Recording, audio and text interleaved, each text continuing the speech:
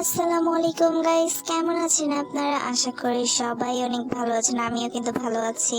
এখানে দেখতেই পাচ্ছেন আমি মেলায় গিয়েছিলাম। এদিন প্রতিটা জিনিস দেখছি, ভিডিও করছি এবং আপনাদেরকেও শেয়ার করেছি।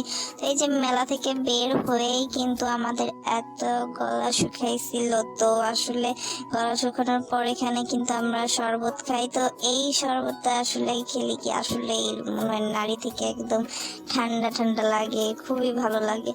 এখানে আমি ভিডিও করছিলাম, তার ফাঁকে শরবতটা হওয়ার পরে আমি শরবতটা হাতে নিয়ে আসলে আমার হচ্ছে বিট লবণ আমি হচ্ছে বেশি খাই, তারপরে আবার একটু বিট লবণ চেয়ে দেন আমি শরবতটা খেলাম।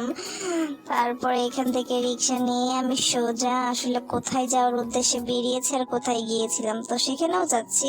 আমি আসলে কোরআন শরীফ কিনতে গিয়েছিলাম মেইনলি। তো কোরআন শরীফ কেনার জন্য আমি আমাদের জামে মসজিদের সামনে ওইখানের একটা দোকানে যাচ্ছি, কারণ আমি নতুন করে কোরআন শরীফ পড়া আমি জানি পারি, কিন্তু আমি নতুন করে সহিভাবে শেখার জন্য নতুন করে শিখছি। তো আমি নতুন করে শেখার জন্য আমি কোরআন শরীফ কিনবো। আমি আমার আম্মুর কোরআন শরীফের বাংলা সহ এগুলো ছিল, আমি একদম হেফজ কোরআন শরীফ গুলা কেনার জন্য একদম আমি এই যে নাহিনের সামনে জামে মসজিদের এখানে নাহিন প্লাজার নিচে, তো আমি যে এখানে আসুন্নাতে আমি ফার্স্ট এই দোকানে যাই। তো এই দোকানে যে আমি কোরআনের কথা বললে তারা বলে যে এখানে পাওয়া যায় না, পাশের দোকানে পাওয়া যায়। তো আমি ভেবেছিলাম এখানে পাওয়া যায়, তো আমি পাশের দোকানে চলে গেলাম।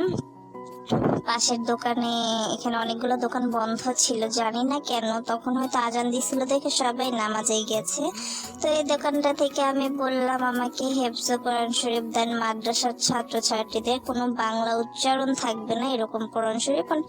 তারপরে এখানে আমাকে 3টা কোরআন শরীফ দেয়, এত কিউট কিউট, মাশাআল্লাহ, এত সুন্দর সুন্দর কোরআন শরীফ। কোরআন তো অবশ্যই সুন্দর একটি জিনিস, কোরআনের মতো সুন্দর কি কোনো কিছু আছে? কিন্তু এইগুলার কাবার গুলো আমার এত ভালো লেগেছে, তো আমি ওই তসবিটা নিয়ে নিই এবং এই হাতের রাখার এই কাউন্ট মেশিনটা নিই। তো আমি এগুলা নিয়ে আমার এত ভালো লাগছে। ফাইনালি আমি কোরআন কিনে নিলাম, এটা শুধুই আমার কোরআন, আমার এত ভালো লাগছে। আমি কিন্তু একটা রেহালও কিনি। আমি যে এত এক্সাইটেড যে আমি কবে যে পড়বো কোরআনটা, এই কোরআনটা নিয়ে পড়বো, আমি সারাদিন পড়বো আমার মনে হচ্ছে। তো আমি আমার বাসায় একটা মিস্টেক করেছি কোরআন পড়ানোর জন্য, তো আমি কখন যে তাকে দেখাবো, কখন পড়বো, আমার আসলে মনটা উড়ে গেছে। আমার সবসময় মনে হচ্ছে সারাদিন কোরআনটা বুকে জড়িয়ে রাখি। তো এইভাবে আমি কোরআনটা